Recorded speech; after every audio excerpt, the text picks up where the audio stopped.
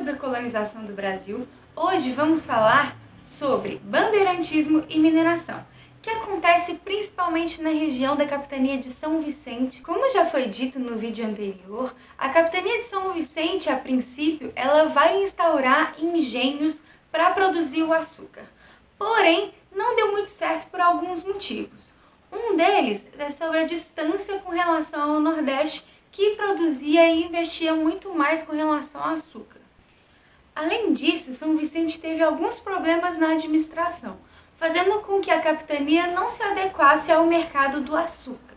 As bandeiras foram importantes atividades para a interiorização do Brasil, e existiam dois tipos de bandeiras. A primeira era principalmente voltada à captura de indígenas, e por isso é chamada de bandeira de apresamento. Por que essa captura de indígenas? Principalmente na época da invasão holandesa, como a gente já viu, o fornecimento de escravos ficou então de responsabilidade da Holanda por algum tempo, principalmente na região Nordeste. E graças a isso, muitos dos escravos não vinham para São Vicente e tinha então a falta de mão de obra escrava nessa região. Por isso, os chamados bandeirantes capturavam indígenas para vender como escravos. Muitas dessas bandeiras de apresamento acabavam destruindo algumas missões jesuíticas, e por isso os jesuítas com alguns indígenas acabavam fugindo para a região sul, o que ocasiona também a questão da pecuária na região sul, que a gente viu nos vídeos anteriores. Além disso, existiam as bandeiras de prospecção. Essas bandeiras eram para buscar o metal precioso no interior do país, principalmente na região de São Vicente.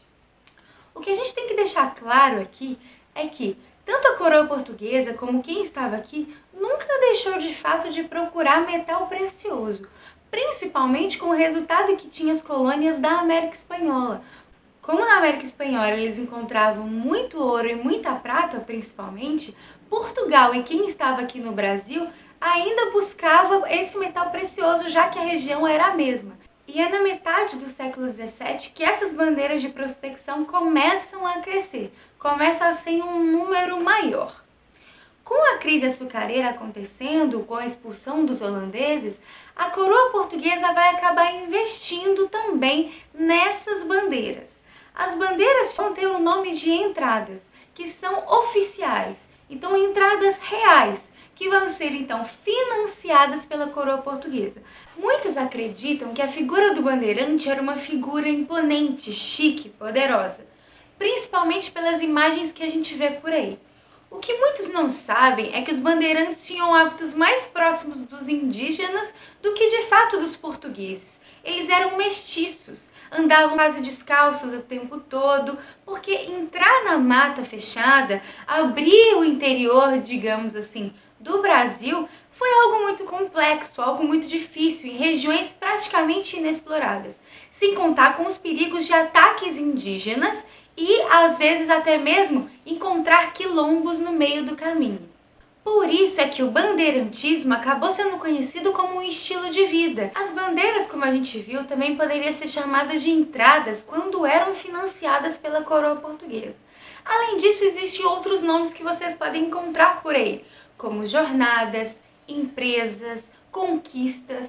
Tudo isso pode ser nomeado assim como as bandeiras. Outros tipos de entradas conhecidas são as monções, que são entradas pelo interior através do meio fluvial, através dos rios que se encontravam nessa região. Além disso, o sertanismo de contrato. Esse sertanismo de contrato era geralmente feito por algum senhor que contratava bandeirantes, principalmente para capturar escravo fugido ou para destruir algum quilombo. Quilombo, para quem não conhece, eram moradias feitas por escravos que fugiam. Então existiram vários tipos de quilombos no Brasil. O mais conhecido foi o quilombo de Palmares, e ele foi destruído por um bandeirante, chamado Domingos Jorge Velho. Então, essa questão do bandeirantismo ela é muito ampla. Ela serviu sim para achar o metal precioso na região das Minas Gerais, mas também serviu para outras atividades. A descoberta do ouro no final do século XVII vão acarretar algumas mudanças. A principal delas é o número de pessoas que vai mudar para essa região tentando buscar algum tipo de riqueza. O fluxo migratório cresce bastante, principalmente de portugueses.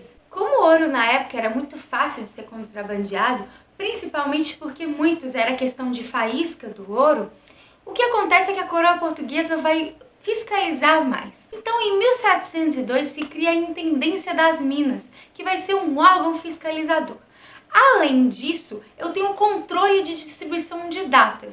E o que são as datas? Datas são pedaços da terra que se encontra a mina ou que se encontra ali o ouro, e esses pedaços vão ser distribuídos de acordo com o número de escravos.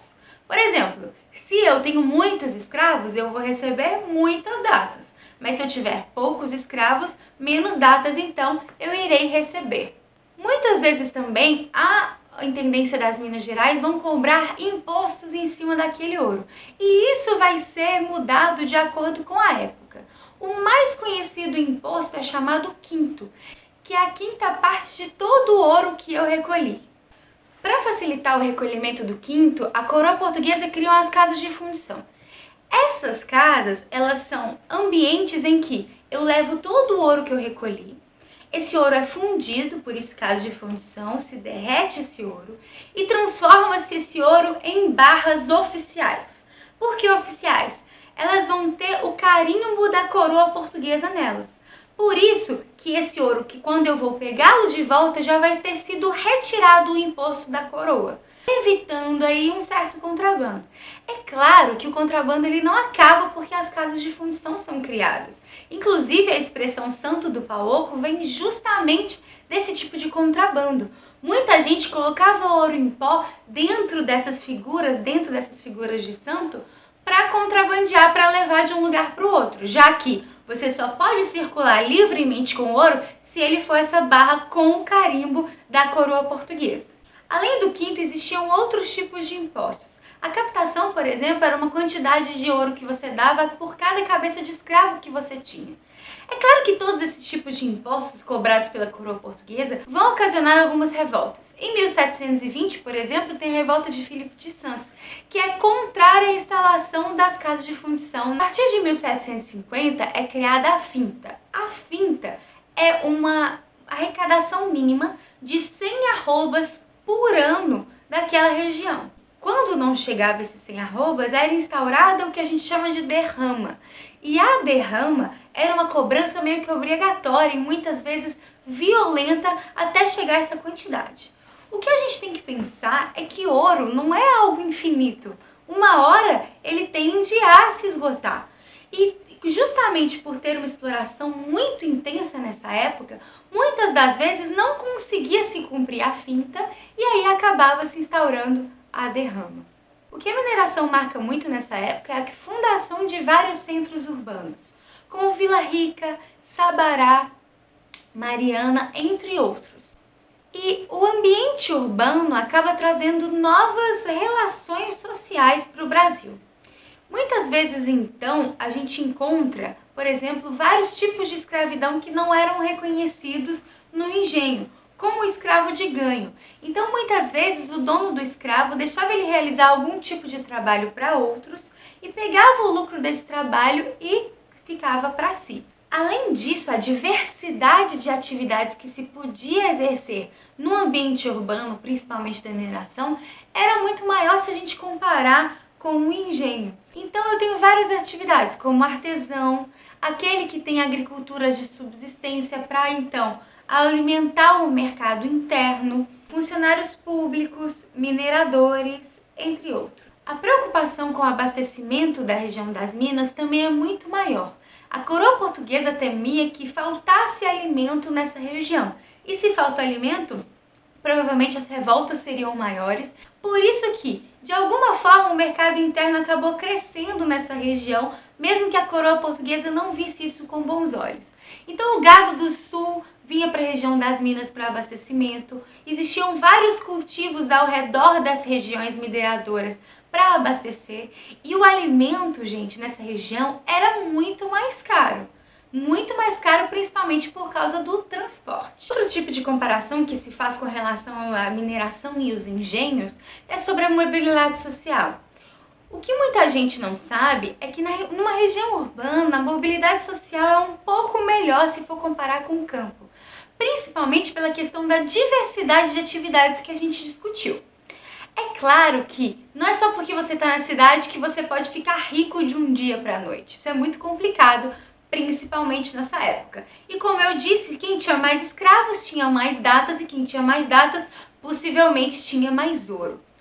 Só que se você comparar as duas regiões, para você de um trabalhador livre se tornar alguém com melhores condições, era muito mais fácil do que no engenho, para você se transformar, por exemplo, num senhor de engenho. Além do ouro, nas regiões das Minas Gerais se encontra também o diamante, no Arraial do Tijuco, que hoje é uma cidade conhecida como Diamantina. Só que o diamante era muito mais difícil, muitas vezes, de fiscalizar em comparação com o ouro. Essa região foi encontrada em 1729 e por causa da difícil fiscalização, ela foi cercada e só a coroa portuguesa tinha o poder de explorar o diamante. Entre 1740 e 1770, a gente pode falar que foi o auge da mineração nessa região. O que, na verdade, faz com que entre em crise é justamente essa exploração muito grande que se tem e, principalmente, a falta de técnica. Não se conheciam muitas técnicas de mineração, principalmente para achar o ouro em regiões subterrâneas. E por isso que, com alto número de impostos e alta exploração, o ouro entra em decadência. O que muita gente fala é que a maior parte desse ouro acaba indo para a Inglaterra e que o ouro financia a Revolução Industrial Inglesa. Isso de fato acontece um pouco devido à dependência muito forte que Portugal tinha em relação à Inglaterra. Por isso, muito desse ouro acaba indo então para o Reino Unido. É isso, eu espero que vocês tenham gostado e eu peço um favor para que vocês me ajudem a divulgar o Historizando. O Enem tá chegando, tá batendo aí na porta, e eu quero então produzir cada vez mais para ajudar vocês com essa prova, ok?